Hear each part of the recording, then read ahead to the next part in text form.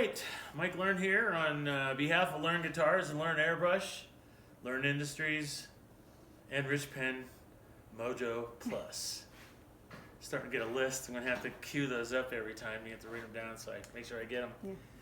So here we have a pretty cool project. It's not often that I get into bands, let alone tribute bands. So I am now a bass player in a ZZ Top tribute band, believe it or not.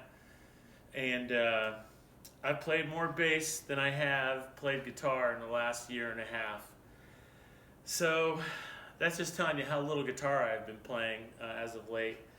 But losing Nate was a pretty big kick in the pants, and I just didn't have it in me. And fortunately, the right group of guys came along, and we worked this thing out, this project for the ZZ Top tribute band called Loco Fandango.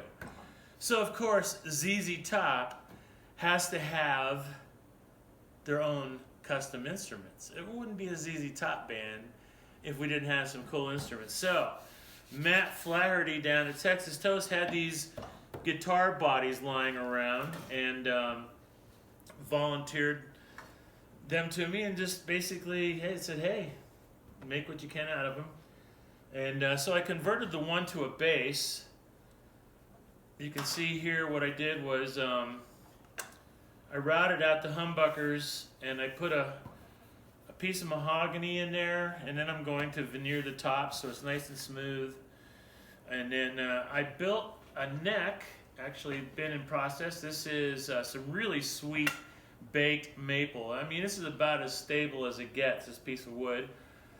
One of the things about this wood is that it is so dry that it can be delicate machining. This is going to look rather dark when it's oiled. I put some naphtha on it, and it was almost like ebony.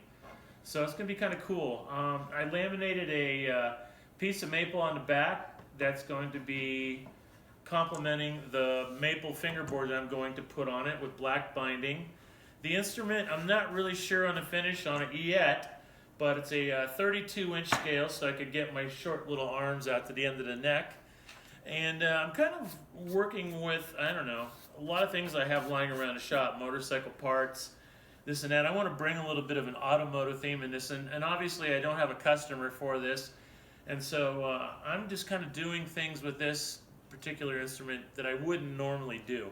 I'm trying different stuff, and the investment is pretty low at this point since Matt helped me out with the body. The maple I've had lying around for a while, but I took this old tank, it's actually ones that you paint for display. So I cut off the back end of this, and this is going to be kind of like a retro ashtray, like on a telly. It's going to cover up a good portion of the bridge. And I'm going to give this more of an automotive feel. I think I'm going to drill out, put some speedles in here, maybe some dimpled holes.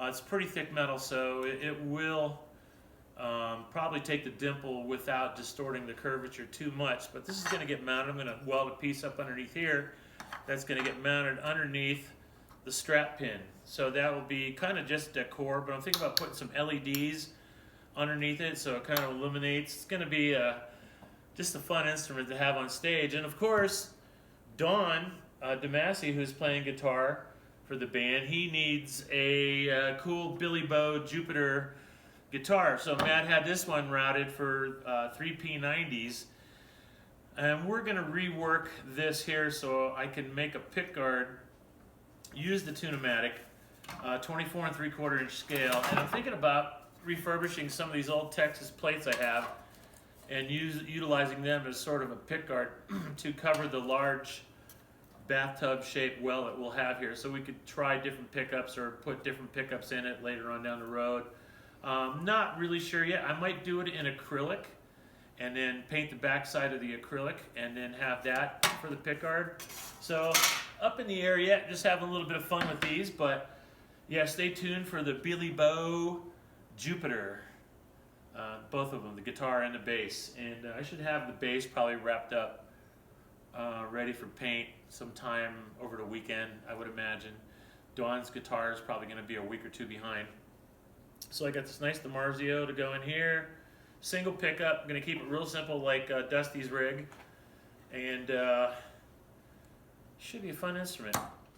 So I've got the new vintage retro Learn headstock here. It's kind of based off of a part Stratocaster, part Telecaster, and part Gibson hockey stick style, early Kramer style headstock. I went with this just to kind of accommodate some of the more vintagey feel instruments that I have on the schedule right now. I wanted to do something that wasn't so sharp and pointy. So I came up with this one, which is going to be obviously no scarf. It's going to be cut, recessed back. Fingerboards will be 1/4 of an inch on top of this, so it should give you plenty of break angle for your strings. And it will accommodate both Floyd Rose and standard nut position. So yeah, kind of cool. You can kind of see it on this one too, how we prepare for this. Matt, Texas Toast, helped me jig up for this transition on this design for the headstock. And we should have these necks pretty close to finish sometime next week, and I'll share them with you when they're done. What I'm thinking about paint is possibly the Texas license plates airbrushed onto here. Maybe both of them, and going with the black acrylic pickguard on here. There's a lot of things up in the air yet. Not really sure. I'm going to do some research on some of their instruments. I'm not really interested in cloning any of Billy's or Dusty's instruments. I'm more or less want to treat it like, what would they do if they were to call Mike Learn at Learn Guitars and say, hey Mike, we'd like you to build us something cool. So this is how I'm kind of treating this. I'm not going to try to duplicate anything they've had other than the shape, which is quite popular. You can see on this one also that I scooped it out here and I changed the heel configuration. This is going to be a set neck in here. It will get glued in. And then Dawn's will be a bolt on. And because I had to move this neck so far in to this body and get the actual placement of the bridge. I think the scale length is right about here, 32 inches. So I wanted it to balance right. So I spent a lot of time clamping this up to this and feeling the weight distribution and kind of feeling how far out it's going to have to reach my hands. But as far as paint goes, I don't exactly know yet. And I think that's the biggest curse of being a painter, is because if you can do anything you want to do, what the hell do you really do, right? So that's my predicament. I think I'm going to get Dawn involved with some of this painting process, and maybe we can come up with something we both think is going to be pretty cool. So ZZ Top, El Loco Fandango, stay tuned. We'll be out probably a couple of months by the time maybe all this COVID stuff blows over a little bit and we can actually get more than 50 people in a club. So I'll look forward to sharing this one with you guys as everything progresses. Stay tuned.